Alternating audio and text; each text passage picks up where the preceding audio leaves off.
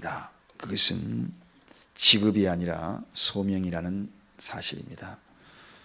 직업으로 생각하고 이 일을 감당한다라고 생각하면 거기에는 많은 오류들이 범할 수 있기 때문입니다. 만약에 직업이라 생각했으면 이 길을 돌이키는 것이 차라리 낫다. 직업이 아니라 소명이다. 그래서 목회자들이 받는 사례비라고 이야기하는 것이지 월급 받았다 이렇게 표현하는 것도 아니라는 것입니다. 서울대학교의 어떤 교수가 남녀 성인 2600명을 대상으로 직업관에 있어서 이 사회에서 직업을 갖고 있는 사람의 신뢰도를 조사를 했다고 합니다. 그 신뢰도를 가장 높은 퍼센테이지가 나온 직업이 바로 교수였고, 교수가 가장 신뢰성이 있다. 그 다음에 교사 74%, 근로자 64%, 군인 장교 57%, 판검사 50%, 대학생 47%, 의사 44%, 종교인 즉 성직자 27%, 국회의원 14% 이렇게 통계가 나왔다는 거죠.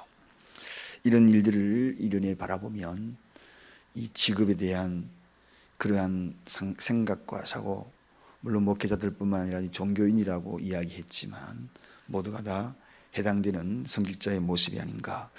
이런 모든 일련의 조사를 보면서 참으로 부끄러운 생각과 또 앞으로 어떤 마음으로 어떤 생각을 가져야 할 것인가, 그러한 깊은 심연에 빠져보기도 합니다.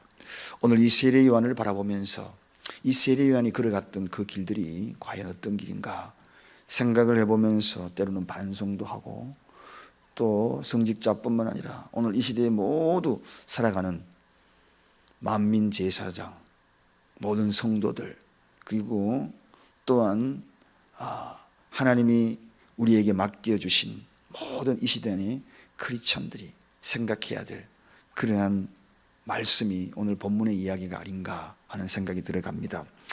사가랴의 고백 가운데에 사가랴는 자기 자신의 신앙 고백을 통하여서 어제 1차적인 신앙 고백의 노래를 불렀습니다. 오늘은 2차적인 하나 더 남아있는 그러한 노래는 자기 아들의 신앙의 결단과 그리고 앞으로 이 길을 걸어가기 위하여서 그 뒤에 묵묵히 후원자가 되기를 원하는 간절한 소망으로 이 아이를 과연 어떻게 앞으로 키워갈까 하는 그러한 생각을 가지고 두 번째 노래를 부릅니다.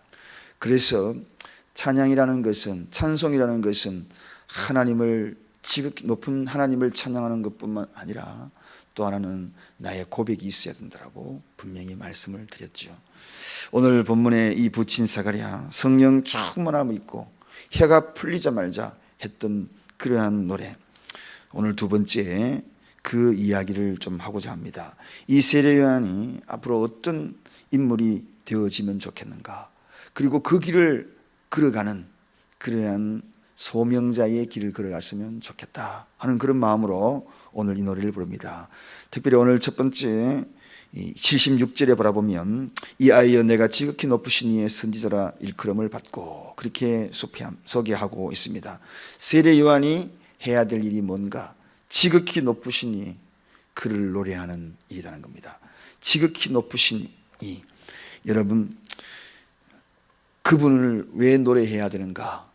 이 아이가 왜 그분을, 주님을, 예수를 노래해야 되는가? 그분은 지극히 높으신 분이기 때문이다 하는 것입니다. 아무나 노래의 대상이 되지 않습니다. 지극히 높으신 이가 노래의 대상입니다. 어제 우리가 이단에 대해서 영성훈련을 받으면서 거기에 선생님 노래하자고, 선생님을 노래하자고, 선생님 그분이 우리에게 믿음의 대상이라고, 그러한 참 이해할 수 없는 그러한 그들이 부르는 찬송가를 우리가 보았습니다. 이 세상에서 누구를 노래하는가? 오직 한 분을 노래하는, 그분이 누구인가? 지극히 높으신 일, 지극히 높으신 일을 노래하는 유일한 노래의 대상입니다. 유한한 인간이 찬송의 대상이 될 수가 없는 것입니다. 이 세상에서 유일하게 찬송의 대상이 될 수 있는 것은 오직 한 분밖에 없습니다. 우리 예수 그리스도, 지극히 높으신 분, 하나님을 찬양하는 그분밖에 없다는 것입니다. 오늘 이 요한이 그를 노래하는 그러한 자로 잘 양육하겠다, 잘 키우겠다. 어제 제가 어떤 목사님을 만나서 이런 이야기를 들었어요. 거기는 이제 성도들이 얼마 되지 않기 때문에 아이들도 목사님이 다 관리할 수 있는 그러한 자그마한 교회입니다. 그래서 주일학교 아이들이 몇 명이 되지 않아요. 그런데 모든 성도가 다 마찬가지입니다. 매일 놀라지 마십시오. 매일 카톡을 보냅니다. 무슨 카톡을? 성경 몇 장 읽었다는 거. 애들이 목사님 오늘 몇 장 읽었어요. 목사님 몇 장 읽었어요. 어릴 때부터 지극히 높으신 하나님을 심어주기 위해서 몇 장 읽었다는 거. 모든 성도들도 오늘 목사님 성경 몇 장, 그러니까 아이 어른 없이 전부가 몇 장 읽었습니다. 그리고 오늘은 이렇게 말씀대로 살아가겠습니다 하고 다 이렇게. 여러분, 사랑하는 여러분, 우리가 왜 하나님의 말씀을 읽습니까? 남녀노소 왜 그분의 말씀을 상고합니까? 그 이유는 지극히 높으신 분이라는 것입니다. 여기 지극히라는 이 표현은 표현하고 비교할 대상이 없다는 것입니다. 절대적인 존재라는 것입니다. 인간은 행여나 높고 낮음의 비교가 될 수 있지만 결코 우리 하나님, 그분은 비교될 수 없는 존재이다. 오늘 이 시대에 이 세상의 모든 역사를 이루어 가시고 통치의 법을 완전히 성취해 나가실 유일한 분, 타락으로 인하여서 갈기갈기 찢겨져 있는 이 세상을 유일하게 치료하시고 구원하실 오직 그분을 찬양해라. 세례 요한도 굉장히 능력 있는 사람입니다. 세례 요한도 대단한 인물이었습니다. 그럼에도 불구하고 오직 그분을 찬양해라. 그분을 찬양할 수 있는 그러한 존재로 너는 그 길을 닦아야 된다. 여러분, 일찍이 바울은 만물이 주에게로부터 나오고 주로 말미암아 주께로 돌아간다, 그렇게 이야기하고 있습니다. 모든 부분 주로 말미암아 오고 주로 말미암아 결국은 돌아가게 될 것이다. 그러므로 우리가 그분을 찬송하는 것이 당연한 이야기 아닙니까? 세상에 이런 논리적인 그러한 그 어떤 것들도 여기에 비교할 수 있겠습니까? 그래서 히브리서 3장 1절에 예수를 깊이 생각하자, 지극히 높으신 그분을 깊이 생각하자. 생각하면 생각할수록 그분에게 빠져들 수밖에 없고, 생각하면 생각할수록 그분이 좋을 수밖에 없고, 생각하면 생각할수록 그분이 매력적인 존재일 수밖에 없고, 생각하면 생각할수록 그의 계명을 따르고자 하는 마음이 신실하게 생겨나지 않을 수 없는 그분이기에 노래하게 만드는 것입니다. 사실은 예수를 얼마나 깊이 생각하느냐에 따라 가지고 그의 인생이 달라집니다. 누구를 생각하느냐에 따라 가지고 인생이 달라져요. 누구를 깊이 생각하는가, 무엇을 생각하느냐에 따라서 삶의 방향이 달라집니다. 돈을 깊이 생각하면 돈 속에 빠져들 것이고, 제가 과거에 목회자가 되기 전에 직장생활을 조금 했다고 그랬잖아요. 그때 제가 하던 그 일이 옷 만드는 거였어요. 그러니까요, 옷만 보면 어떻게 만들까? 단추를 바라보면 저 더 좋은 예쁜 단추가 없을까? 지프를 보면 지프를 저렇게 붙이지 말아야지, 이렇게 붙이면 나을 텐데, 모자 모양은 이렇게 하면 좋을 텐데, 원단은 왜 저것을 사용했을까? 모든 것이 내 눈에는 그거밖에 안 보여요. 사랑하는 여러분, 우리 눈에는 무엇이 보이는가? 예수를 깊이 생각하다 보면 그분이 하고자 하는 그 승리, 그리고 그 사랑, 그리고 거기 다가오는 그 깨달음, 그래서 하루의 삶이 달라지고 인생의 방향이 달라지고 직업관이 달라지고, 오늘 하루도 이 세례요한에게 부여된 이 아이여, 내가 지극히 높으신 그를 찬송하라, 그에게 그를 찬송하는 선지자가 되어라 하는 이 아버지의 심령이, 하나님이 우리에게 허락하여 주시는, 하나님이 오늘도 우리를 찬송케 하는 찬송의 원리가 되고 근간이 되고 기본이 되는 저와 여러분이 되십시다. 어느 장소에서 누구를 찬송하자라고 이야기할 때마다 찬송의 대상은 오직 지극히 높으신 한 분이다. 이러한 모습이 되기를 원합니다. 두 번째, 오늘 이 주의 길을 예비하는 이 세례요한을 통하여 이 사가랴가 노래하고 있습니다. 그것은 주의 길을 예비하는 자가 되라. 오늘 본문의 제목, 그 제목에 소중함을 일깨워줘서 다시 한번 이 말씀을 강조하는 이야기입니다. 백성들의 회개를 촉구하는 일, 하나님께로 돌아오는 일, 하나님의 의와 하나님의 나라를 전하는 이 일은 굉장히 중요한 일입니다. 사느냐 죽느냐 하는 문제입니다.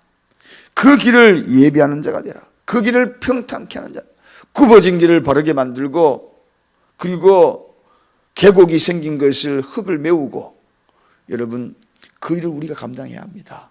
세례요한이 주님이 오시는 그 길을, 첩경을 평탄케 하는 일을 했습니다. 오늘 이 시대에도 마찬가지입니다. 행여나 주님께로 돌아오는 그 길들이 산이 있다 그러면 그 산을 깎아야 돼요. 그 산이 무엇인가요? 막고 있는 것이 있다면 그것을 평탄케 해야 합니다. 주님께로 돌아오는 여러분들이 그 누군가에게 복음을 전하기 위하여서 애쓰는 분들 많이 있을 것입니다.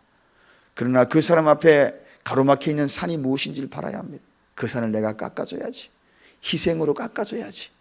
또 골짜기가 있다면 그 골짜기를 메워줘야지. 그래서 주님께로 향할 수 있도록, 주님께로 가까이 갈 수 있도록 상처가 있으면 보다듬어줘야 되고, 그리고 그를 안아줘야 되고. 여러분, 한 영혼이 주님께로 돌아오는데 쉬운 게 아닙니다.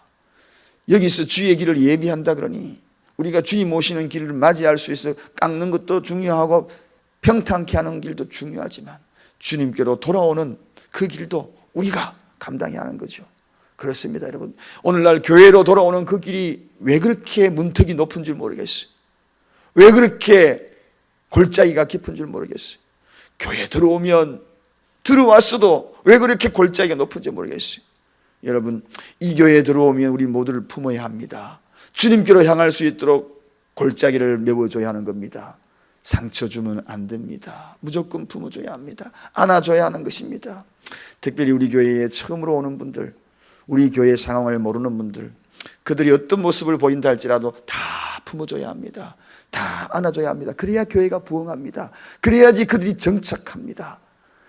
하루라도 나보다도 내가 먼저 왔다면 어떤 사람이든 어떤 모양이든 첩경을 평탄케 해줘야 합니다. 잘 정착해야 합니다. 우리가 단지 해줄 수 있는 것은 안아주고 깨안아주고 그렇게 해서 잘 뿌리를 내리게 하는 것, 이것이 소중한 것입니다.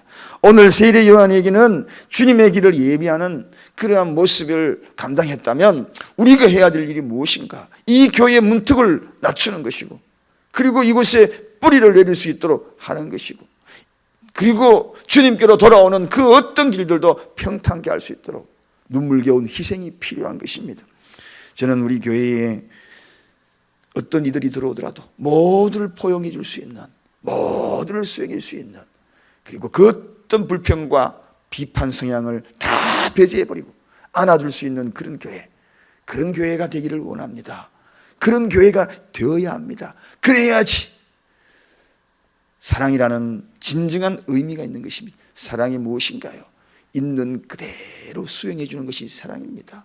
있는 그대로 받아주는 것이 사랑입니다. 모양 그대로를 안아주는 것이 사랑입니다. 그게 바로 사랑교회가 되어야 하는 것이죠. 오늘 세례 요한이 바로 그러한 사람, 그럴 때에 주님께로 돌아오는 겁니다. 그 길이 다른 말로 이야기하면 주의 길을 예비하는 자가 되는 것입니다. 마지막으로 세례 요한이 하는 것이 있습니다. 그 일은 구원의 도리를 깨닫게 하는 것입니다. 구원의 도리, 구원의 도리가 뭡니까? 죄사함에 대한 그러한 모습을 깨우치는 거죠. 죄사함이 없이는 구원이 없습니다. 그러므로 우리는 이 교회에 오는 그 순간에 하나님 앞에 회개해야 하는 거죠. 죄를 용서를 구해야 하는 것입니다. 죄는 주님께로 나아가는데 큰 장애물입니다. 그러므로 씻어야 합니다. 씻어야 합니다. 그것은 물로도 씻을 수도 되지 않습니다. 소금물로 씻을 수도 없습니다. 눈물로도 씻을 수 없습니다. 오직 예수 그리스도의 보혈의 피로만 씻어야 되는 것입니다. 그 예수 그리스도의 피를 씻을 수 있는 그러한 곳, 그래서 그 어떤 것도 씻을 수 없다는 것을 알려줘야 되는 그러한 역할을 감당해야 되는 곳, 이것이 교회예요. 그것이 또한 세례 요한의 사명이었습니다. 그래서 회개하라. 그리고 난 다음에 한 이야기가 무엇입니까? 회개로서 그게 따라오는 것이 무엇이었나요? 나는 물로서 세례를 주지만 내 뒤에 오는 이는 성령으로, 물과 성령으로 세례를 준다. 그분은 바로 예수 그리스도라는 것입니다. 사랑하는 여러분, 광야에서 이 소리를 외친 겁니다. 이것은 불변의 진리입니다. 오직 예수 그리스도의 피로만 구속받을 수 있다는 것은 불변의 진리입니다. 이 진리를 외치다가, 그리고 그 진리 속에 거부감을 느꼈던 헤롯을 통하여서 목이 잘리지 않습니까? 목이 잘려서 소반에 담아집니다. 목 잘린 머리가 소반에 담아졌다는 게 이야기입니다. 그 가운데 눈을 껌뻑껌뻑하면서 마지막 남은 한마디만 있다면 예수 그리스도의 보혈의 피로 구원을 받을 것이라, 죄사함을 얻어야 된다고, 회개하라고 외쳤던 그가 바로 세례 요한이었다는 것입니다. 오늘 이 시대 교회가 마지막 보루가 뭡니까? 바로 주님께 돌아와서 죄사함을 받고 구속의 원리를 깨닫게 하는 것, 이것이 교회의 존재요. 교회가 이 사명을 감당하지 못한다면 교회가 교회로서의 의무를 담당하지 못할 것입니다. 그의 나라와 그의 의를 전하는 바로 이 사랑교회, 저와 여러분들이 가져야 될 사명, 마지막까지 외쳤던 마르나타의 외침이 오늘 이 시대에 저와 여러분의 사명이 되고 이 교회의 사명이 되기를 간절히 축원드립니다. 기도하겠습니다. 하나님 아버지, 감사합니다. 지극히 높으시니